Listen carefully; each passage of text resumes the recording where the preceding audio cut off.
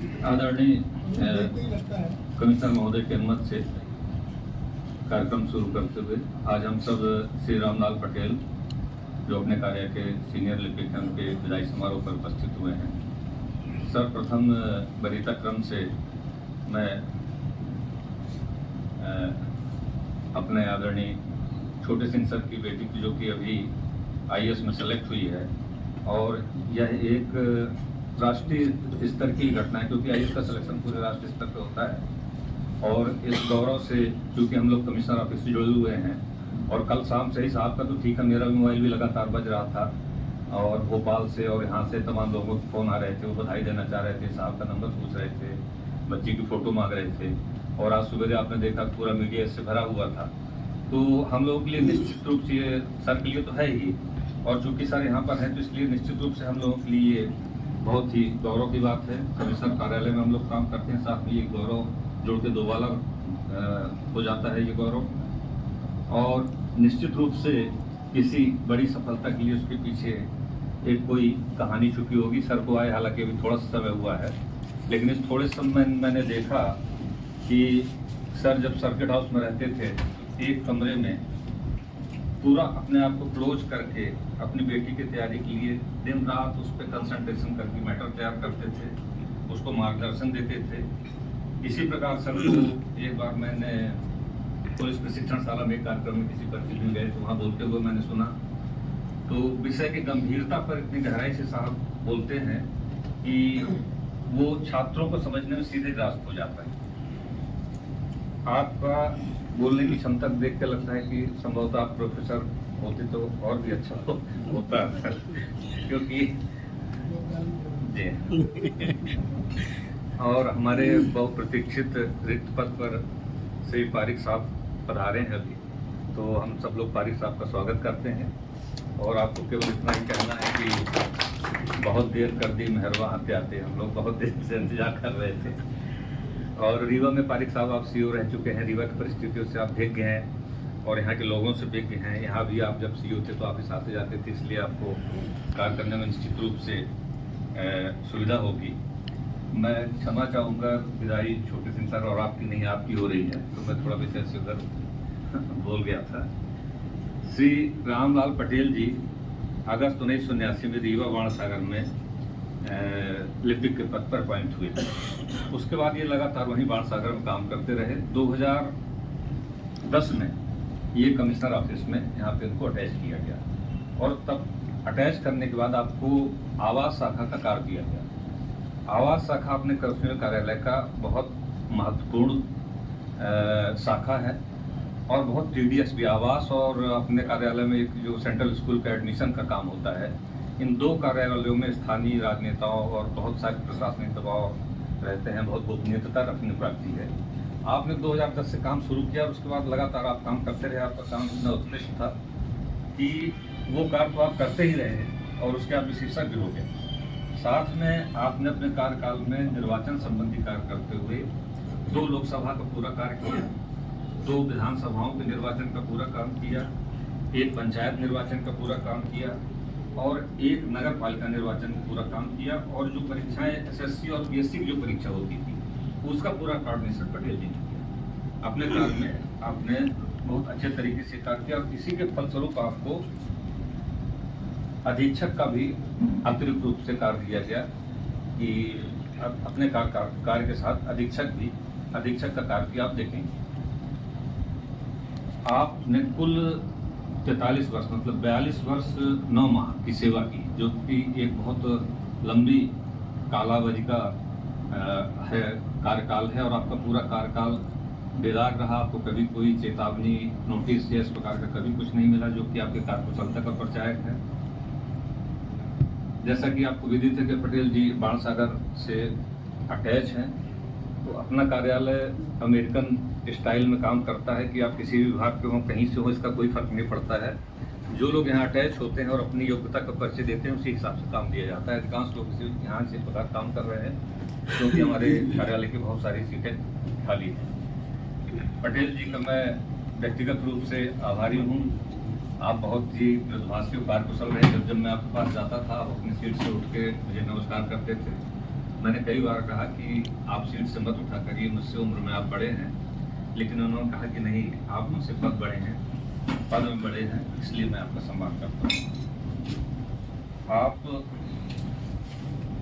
को बीच में पुत्र शोक भी हुआ था, उस समय में भी हमने आपको देखा, उसको भी आपने बड़े तरीके से, बड़े धैर्य से, बड़े साहस से निपटाया।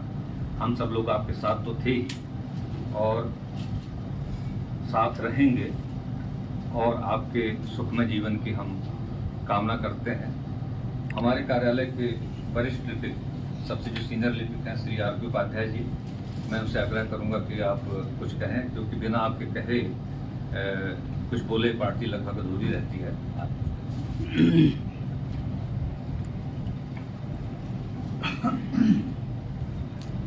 परम आदरणीय आयुक्त महोदय, अपर आयुक्त महोदय एवं नवागत जेसी साहब, डिप्टी कमिश्नर श्री निगम साहब और रिटायर हो रहे हमारे श्री रामलाल पटेल जी तथा मेरे सभी सहपाठी कार्यालयीन बंधु हैं।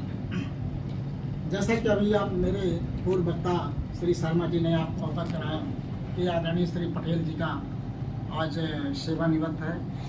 शासकीय सर्विस का आज आखिरी दिन है और यह आखिरी दिन सभी के जीवन में जो शासकीय सेवा में रहता है आता है, और इसे हम बड़ी गंभीरता से लें और नम आँखों से लें, लेकिन फिर भी यह एक शुभ दिन है कि जो व्यक्ति बेदार शासकीय सेवा से अगर खुश मिजाज होकर के सेवानिवृत्त होकर अपने घर को लौटता है, उससे बढ़िया ज़्यादा उपलब्धि कुछ नहीं हो सकती है। और जैसा कि अभी आपने को बताया गया कि श्री पटेल जी इरिगेशन के रहते हुए भी जब वहाँ बाढ़ सागर का स्टाफ खाली होने लगा तो उनकी कर्मठता को देख करके इस कार्यालय में उनको बुलाया गया और वो तब से निरंतर इस कार्यालय में कई सीटों में और भी काम किए हैं और वर्तमान में तो आवास की महत्वपूर्ण सीट में काम कर रहे हैं, जो अति संवेदनशील सीट है, जो सीधे राजनेता और माननीय आयुक्त महोदय से सीधे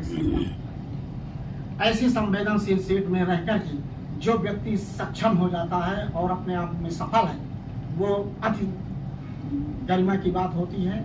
क्योंकि मैं उस सीट में लगभग 10 साल रह चुका हूँ और मुझे मालूम है कि जिस समय यहाँ रीवा के दादा कहे जाने वाले व्हाइट टाइगर श्रीनिवास तिवारी जी थे, उस समय मैं काम किया हूँ और उस समय ऐसे ऐसे लंबे फोन आते थे, सीधे सीएम बोलता था आके जो दादा कहें उनका निर्देश मेरा आदेश मानो। ऐसी जगह में रह करके जो व्यक्ति काम किया है वो निश्चय ही अपने कार्य में सक्षम है, दक्ष है, सफल है और सबके अनुकूल काम करने के लिए आदरणीय है। और श्री पटेल जी के जिंदगी में यहाँ रहने के बाद बहुत सारी अच्छाइयाँ भी हुई, एक दो बार इनके साथ में बड़ी घटनाएं घटी। आपका बड़ा बेटा बहुत ही गंभीर बीमारी से पीड़ित हो गया था, एकाएक उनको फिर यहाँ से हेलीकॉप्टर से दिल्ली ले जाया गया और वहाँ जा कर के नहीं बचाया जा सका। फिर जो उनका दूसरा बेटा था, कुछ सालों बाद वो भी गंभीर बीमारी से वो था, तो वो ठीक है भगवान की दया से। आज उनके एक बेटे हैं और घर में इसके अलावा हमारा पूरा परिवार है। हम उनके मंगल कामना करते हैं कि उनका जो शेष जीवन है सर्विस के बाद भरा पूरा रहे, खिला रहे और खुशियों से भरा रहे। यही कामनाओं के साथ हम अंतिम उनका ये चाहते हैं कि शासकीय सेवा में रहने के बाद भी जो व्यक्ति अपने आप में निराश नहीं हुआ, हताश नहीं हुआ, सबके साथ रह करके कंधे से कंधे मिलाकर शासकीय सेवा में तल्लीन रहा, वो आज अपने परिवार में वापसी के समय पर गृहस्थ में जाकर के खुश रहे। सजती रहे खुशियों की महफिल, सजती रहे खुशियों की महफिल, हर खुशी इतनी सुहानी रहे, जिंदगी में आप इतने खुश रहें कि हर खुशी आपकी दीवानी रहे। इन्हीं शुभकामनाओं के साथ हम आदरणीय श्री पटेल जी को भावभीनी विदाई देते हैं और उम्मीद करते हैं कि जब भी उनको इस कार्यालय से किसी भी प्रकार की जरूरत महसूस हो तो आदरणीय महोदय फिर इस बात के लिए आश्वस्त करेंगे कि वो हमेशा उनके लिए यह कार्यालय का दरवाजा खुला रहेगा। बहुत बहुत धन्यवाद उपाध्याय जी। आपने सेवानिवृत्ति के संबंध में जो कुछ भावभीने शब्द कहे हैं उसमें अपने भविष्य में श्री शेषमणि मिश्रा जी रिटायर हो रहे हैं, रामपाल नापित जी रिटायर हो रहे हैं और श्री शुक्ला जी रिटायर, सुश्री शुक्ला जी रिटायर हो रहे हैं, आप भी उपाध्याय जी रिटायर हो रहे हैं और सोनी जी रिटायर हो रहे हैं। मतलब भविष्य में लगभग जिसमें से 4 लोग तो रीडर हैं, एक प्रकार से रीडर का काल पड़ने वाला है। लेकिन जिन शब्दों का आपने प्रयोग किया भविष्य में रिटायर होने वाले और यहाँ बैठे लोगों से मैं अनुमति से एक छोटी सी 1.5 मिनट की कथा से अपनी बात कहना चाहूँगा कि एक आश्रम में एक मुनि थे। उनकी उम्र लगभग जब 60-62 वर्ष की हो चुकी तो उनके शिष्यों ने कहा कि महाराज अब आपकी उम्र हो चुकी है, अब आप अपना ये जो महंत का पद है इसका त्याग करें, इसको छोड़ें। तो महंत ने कहा कि मेरी उम्र अवश्य हो चुकी है, मैं शरीर से और मानसिक रूप से स्वस्थ हूँ, मैं अभी और आपकी सेवा कर सकता हूँ और वेद लिख सकता हूँ और समाज के लिए कार्य कर सकता हूँ। लेकिन शिष्यों ने कहा नहीं महाराज अब आप छोड़ें, हम लोगों को मौका दें। हालांकि असली शिष्य वही होता है जो गुरु को उतार के गद्दी पे बैठ जाए। तो उन्होंने कहा गुरु जी आपकी कोई इच्छा हो, अंतिम इच्छा हो, आपके लिए हम मकान बनवा देते हैं, जो भी आप कहें तो बनवा देते हैं। गुरु जी ने कहा मेरी केवल एक इच्छा है कि जब हम युवा थे और भ्रमण करते थे तो भ्रमण करते करते मैं एक गांव से निकला था। उस गांव में जहां पर लोगों का अंतिम संस्कार हुआ था वहाँ एक पत्थर लगा हुआ था। उस पत्थर पर लिखा हुआ था कि इस गांव में सबसे कम उम्र में मरने वाले व्यक्ति की आयु 100 साल। मुझे उसी गांव में ले चलो और वहाँ मेरी एक कुटिया बना दो, मैं वहीं रहूँगा। शिष्यों ने कहा ठीक है, लेकिन आप उस गांव में क्यों जाना चाहते हैं, हम आपकी कुटिया बना देंगे। गुरु जी ने कहा कि जिस गांव में 100 साल में सबसे कम उम्र व्यक्ति मरा है तो निश्चित रूप से उस गांव के व्यक्ति 120 से 130 साल जीते होंगे। तो जब मैं वहाँ जाऊँगा लोग पूछेंगे कि आपकी उम्र क्या है, तो मैं बताऊँगा 60 साल। तो कहेंगे आप अपनी योजना बताइए कि आपको कम से कम 40 साल जीना है, आप क्या करना चाहते हैं। तो वहाँ पर जीवन के प्रति एक सकारात्मक बात होगी। तो इसलिए मैं वहाँ रहना चाहता हूँ। हमारे यहाँ क्या है कि आदमी की रिटायरमेंट होने से पहले लगभग उसको मृत घोषित करने की तैयारी कर दी जाती है। माइंडसेट ऐसा बना दिया जाता है और वो खुद भी व्यक्ति ऐसा हो जाता है कि जैसे मैं खत्म हो रहा हूँ। वहाँ से तो आपका जीवन शुरू हो रहा है। अभी तक तो आपकी परिवार की जिम्मेवारियाँ, ऑफिस की जिम्मेवारियाँ, अब आपका जीवन अब शुरू हो रहा है जो आप अपने मन से जी सके। ये जो मैंने छोटी सी कथा कही है बहुत मार्मिक, महत्वपूर्ण है। ये हमारे लिए आत्मसात करने लायक है। मैं इस निवेदन के साथ कार्यालय में और भी हमारे साथी वक्तागण हैं जो कोई पटेल जी के बारे में बोलना चाहें। रामपाल नापित जी नहीं बोल, जिस तरह आदरणीय छोटे सिंह सर से मैं निवेदन करूंगा कि अभी आपकी बच्ची सेलेक्ट हुई है, आपका जो मार्गदर्शन है हम लोगों के लिए, हमारे बच्चों के लिए, समाज के लिए हर जगह उपयोगी है। आप निश्चित रूप से हम लोगों को आशीर्वचन कहिए। सर आपसे विनम्र प्रार्थना।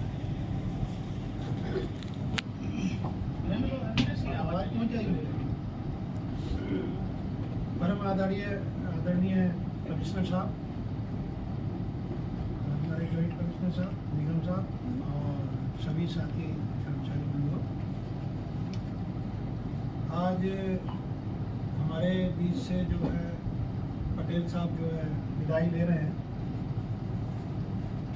वैसे तो जो 2-3 बातें मैं बोलता हूँ उनमें से ज़्यादातर तो जो है उपाध्याय जी ने बोल दी और फिर एक कहानी जो है शर्मा जी ने सुना दी। तो मेरे पास कहने के लिए तो बहुत ज़्यादा कुछ नहीं है, पर मैं कुछ रिपीट कर देता हूँ आपकी बात में से। यूँ तो रिटायरमेंट उसी दिन डिसाइड हो जाता है सरकारी नौकरी से, जिस दिन आप भर्ती हो तो रिटायरमेंट की डेट उसी दिन डिसाइड हो जाती है। लेकिन फिर भी हम इतने दिन तक काम करते रहते हैं जबकि डेट भी डिसाइड होती है।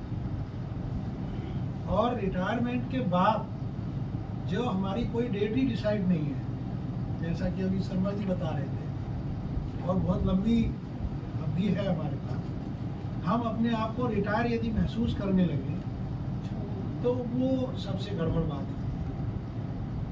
होना ये चाहिए कि आज से हम एक नए जीवन की शुरुआत कर रहे हैं। आपको सोचना इस तरीके से चाहिए कि अभी तक मेरे ऊपर बहुत सारी बंदिशें थी, छुट्टी नहीं मिलती थी, बहुत लंबे दूर में कहीं जा नहीं सकता था, ये नहीं कर सकता था, वो नहीं कर सकता था, बहुत सारी चीज़ें नहीं कर सकते। आपने बहुत सारे चीज़ें सोची होंगी अपने लिए, वो नहीं कर सकते। तो सब तरह का काम कर सकते हो। सबसे पहले तो आप अपनी लाइफ को एंजॉय कर सकते हो, धार्मिक यात्रा कर सकते हो, अच्छी अच्छी जगह देख के आ सकते हो, घूम सकते हो। दूसरे, आप कोई अपने प्राइवेट किसी काम की अपने आप को व्यस्त रखने की कोई योजना बना सकते हो। ऐसा भी नहीं है कि आज की डेट में आपके पास कुछ नहीं है, आपके पास कुछ पैसा भी है, उसमें से थोड़ा सा पैसा कहीं इन्वेस्ट करके ऐसा काम कर लो जिससे कि आप अपने काम में व्यस्त रहो। और यदि आप व्यस्त रहोगे तो आपको जो अभी अकेलापन एक महसूस होगा 2-4 दिन के बाद, 2-4 दिन को सब अच्छा लगता है, वो अकेलापन समाप्त हो जाएगा, आप अपने काम में व्यस्त हो जाएंगे तो आपको बहुत अच्छा लगेगा। दूसरे क्या होता है, ये भी एक जीवन की सत्यता है कि यदि आप घर में जाके कोई अपना हिला नहीं करेंगे, कोई काम नहीं करेंगे या कोई किसी तरीके की अपनी दिनचर्या ऐसी नहीं बनाएंगे कि जिससे कि आप व्यस्त रहें, कोई काम ना करें, तो जो हमारे बच्चे हैं, हमारे परिवार हैं, वही हमको एक बोझ की तरह से लेने लगेगा कि अब ये दिन भर बैठे रहते हैं, कुछ नहीं है, बातें ही करते रहते हैं। तो वो भी स्थिति अपने आप में निर्मित नहीं होने देनी है। उसके लिए भी हमको जो है एक रास्ता निकाल कर रखना है और इस तरीके की कुछ कार्य योजना बनानी चाहिए। हालांकि मैं कह रहा हूँ अपने लिए भी कुछ नहीं कर पा रहा और जब टाइम आएगा तो करने की सोचूंगा। इस तरह की कुछ योजना बनाना चाहिए, करना चाहिए कि जो परिवार अभी तक आप पे डिपेंड है उसको हमेशा ये महसूस होता रहे कि नहीं, हम आप ही पे डिपेंड हैं। एक कुछ इस तरीके से काम करते रहिए, कुछ उनको आपसे सहारा मिलता रहे और आप अपने काम में व्यस्त रहें। तो इस तरीके से आप कुछ आगे बढ़ सकते हैं, अपने जो बाकी भविष्य है, बाकी जीवन है, उसको अच्छे से बिता सकते हैं। और घर परिवार का जो कहते हैं ना, लाड़ प्यार पाने का भी जो है वही एक सबसे अच्छा रास्ता है कि आप व्यस्त रहोगे तो सब आपके इर्द गिर्द घूमते रहेंगे और आप यदि खाली रहोगे तो कुछ दिन में आपको खुद ही एहसास होने लगेगा कि जो आपके पास बैठ के बातें करना चाहता है वही आपसे दूर खिसक के कि अब ये खाली बैठे हैं, ना मेरे पास टाइम नहीं है, दूर रखने के लिए कोशिश करेगा। तो मैं आपको हतोत्साहित नहीं करना चाह रहा, केवल एक प्रेरणात्मक बात बताने की कोशिश कर रहा हूँ कि आप इस तरीके का अपना कुछ मनोभाव अवश्य बनाइए। अभी आप महीने, 15 दिन, 20 दिन जो भी है उस समय को पूरा एंजॉय कीजिए और इस बीच में अपना कोई ऐसी रूपरेखा बनाइए जिससे कि आप व्यस्त हो जाएं और फिर आपको लगे कि ये जो मेरी दूसरी लाइफ शुरू हो रही है, ये लाइफ इस लाइफ से बेहतर है, इसको मैं अपने तरीके से जी सकता हूँ और इसमें मैं अपने तरीके से काम कर सकता हूँ, अपने तरीके से अपने यार दोस्तों से मिल सकता हूँ, अपने तरीके से हर तरीके से इसको एंजॉय कर सकता हूँ। तो वो आपकी एक जो स्वतंत्रता वाली फीलिंग है, जो अपने आप को, अपने जीवन को जीने वाली फीलिंग है, वो फीलिंग आनी चाहिए। ये मेरी आपसे गुजारिश है कि आप कुछ इस तरीके का करने का सोचें। और मैं बस केवल इतना ही कहूँगा कि आज की स्थिति में शासकीय नौकरी से बेदाग होके अच्छे से अपनी पेंशन लेके जो आदमी अपने घर जा रहा है, उससे बढ़िया नौकरी किसी की नहीं है, उससे बढ़िया जीवन किसी का नहीं है। वो अच्छा है और आप तो हर तरीके से स्वस्थ हैं, सब चीज़ बढ़िया है, हमारा पूरा परिवार है और अपना आगे का प्रोग्राम बना के अच्छे से काम करेंगे तो आपको ये महसूस ही नहीं होगा। और ये जो अपना एक छोटा सा कमिश्नर ऑफिस का परिवार है या जो मानसागर का परिवार है, जिन दोस्तों से आप अभी तक मिलते जुलते हुए हैं, उनसे भी मिलते जुलते रहना तो आपकी मेमोरी ताज़ा बनी रहेगी, आपको अच्छा भी लगता रहेगा, इन लोगों को भी अच्छा लगता रहेगा कि देखो अभी भी आते जाते हैं, मिलते हैं, बैठते हैं, कोई सलाह देते हैं, बताते हैं, तो ये सारी चीज़ें अच्छी रहेंगी। तो मैं इन्हीं शब्दों के साथ वाणी को विराम दूँगा और चाहूँगा कि आप स्वस्थ रहें, प्रसन्न रहें और अपने काम में व्यस्त रहें।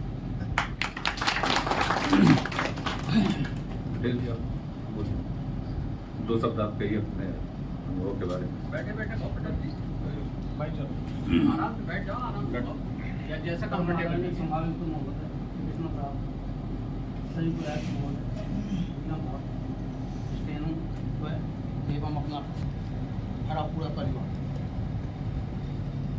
आज के दिन ऐसा कि मूवमेंट की मदद से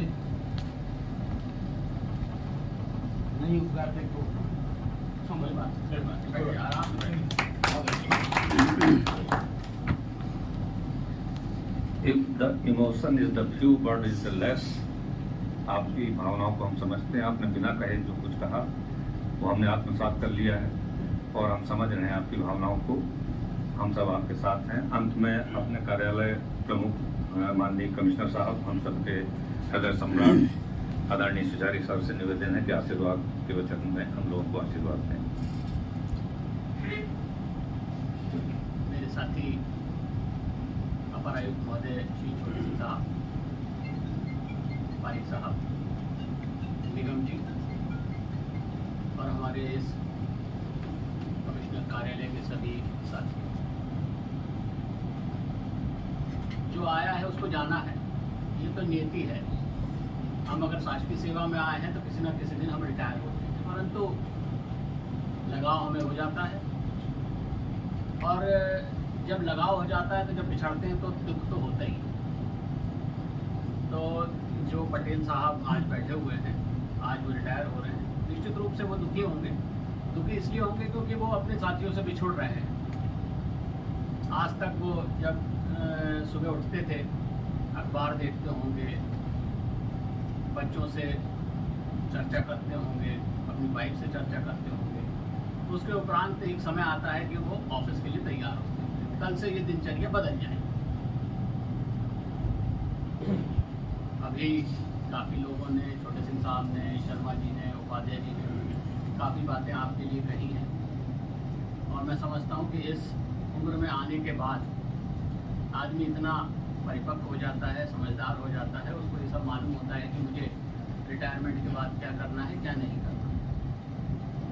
हम अपनी सलाह देते हैं जो हमको अच्छा लगता है और निश्चित रूप से वो सलाह जो होती है वो आपके प्रति जो हमारे मन में श्रद्धा है, आदर है या लगाव है, उसके कारण ही हम सब आपको सलाह देते हैं। बहुत अच्छा समय है, आपने 45 साल सेवा में निकाले हैं। बाणसागर जो एक समय बहुत ही मतलब कि वहाँ महत्वपूर्ण काम होता था, जो इस रीवा की सतना के लिए एक वरदान है बाणसागर परियोजना, उस पर आपने काम शुरू किया, अपनी नौकरी शुरू की और फिर उसके बाद आयुक्त कार्यालय में आपने महत्वपूर्ण शाखाओं में काम किया। निश्चित ही आयुक्त कार्यालय में बहुत बार आपको टेंशन भी हुआ होगा, कई बार अधिकारी ने आपको से काम जल्दी करने के लिए भी कहा होगा, मगर ये टेंशन में भी अपना एक मज़ा है। अगर टेंशन ना हो तो ज़िंदगी में फिर मज़ा नहीं आता। आपने देखा होगा कि परीक्षा का टेंशन रहता है, मगर जब परीक्षा का रिजल्ट आता है और अच्छे मार्क्स से जब पास होते हैं तो एक अलग आनंद की अनुभूति होती है। इसी तरह जब हमें कोई काम दिया जाता है और उस काम का जब टेंशन होता है और टेंशन में हम काम कर लेते हैं और हमारे जो वरिष्ठ अधिकारी होते हैं जब हमारी प्रशंसा करते हैं तो निश्चित रूप से आपको आनंद का या मुझको आनंद का अनुभूति होगी। ऐसे कई अवसर आए होंगे जब आपने बहुत अच्छा काम किया होगा और आपके अधिकारियों ने आपको सराहा।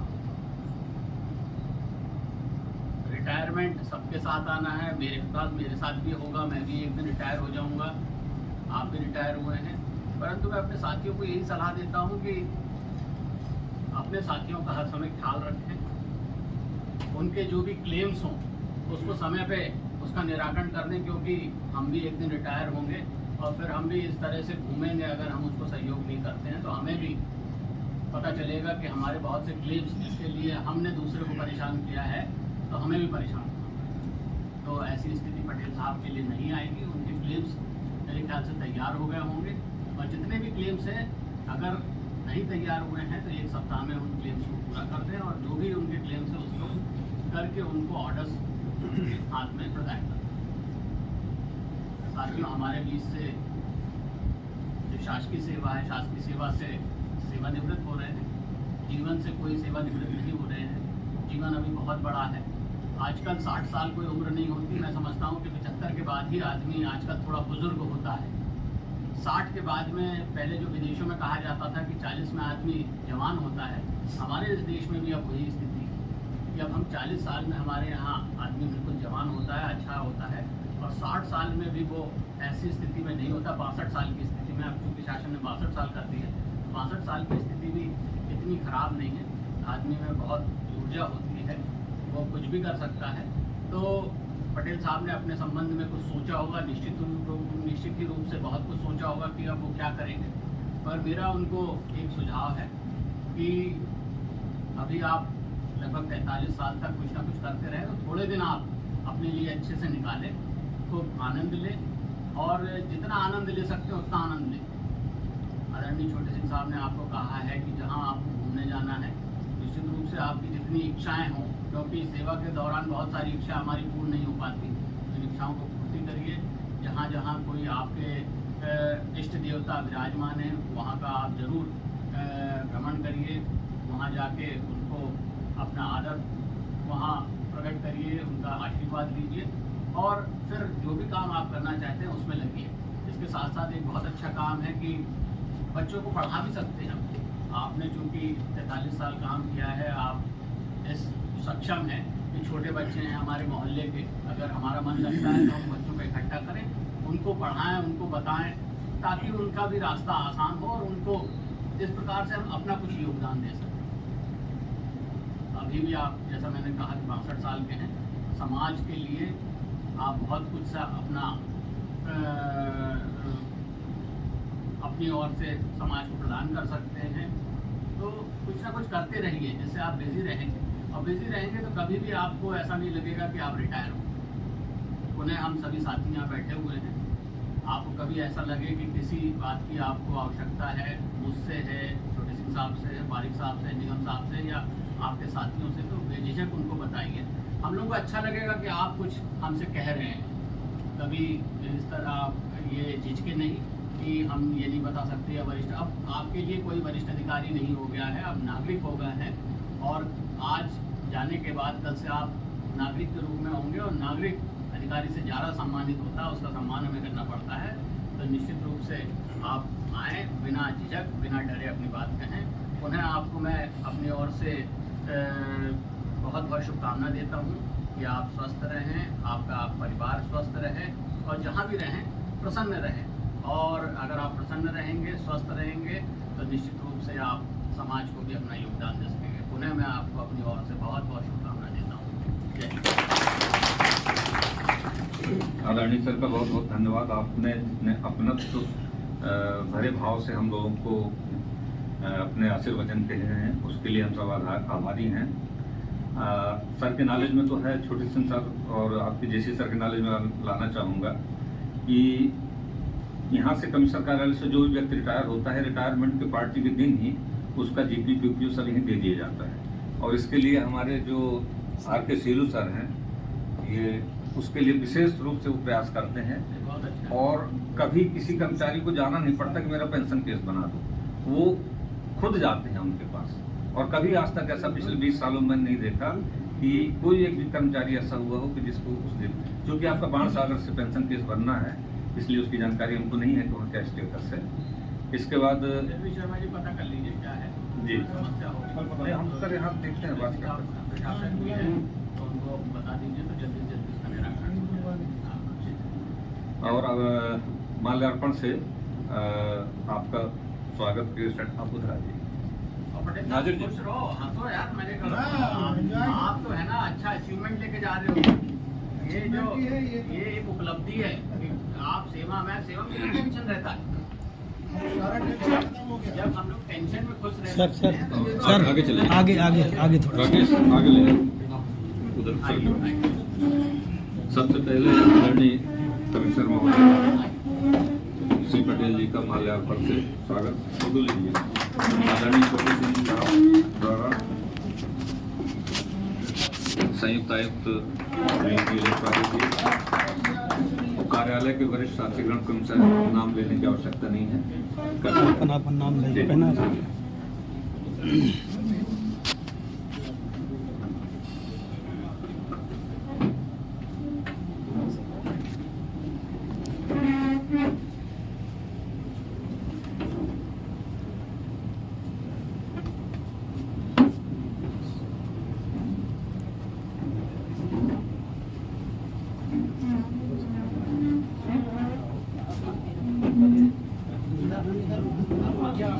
पीछे हो गए इधर आ जाओ इधर लाओ सामने इधर माला फोटो सामने इधर फोटो अच्छा है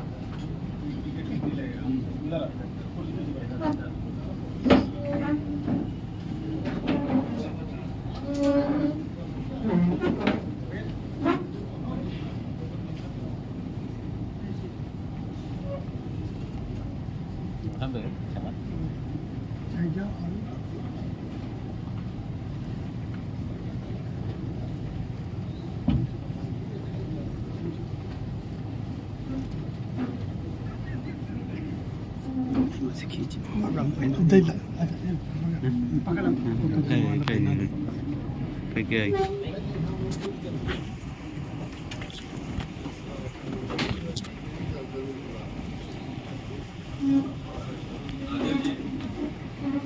नाजिर जी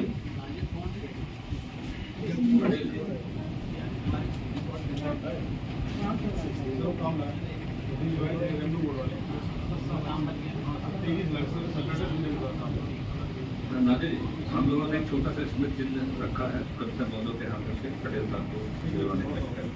हो जा रहे तो स्वागत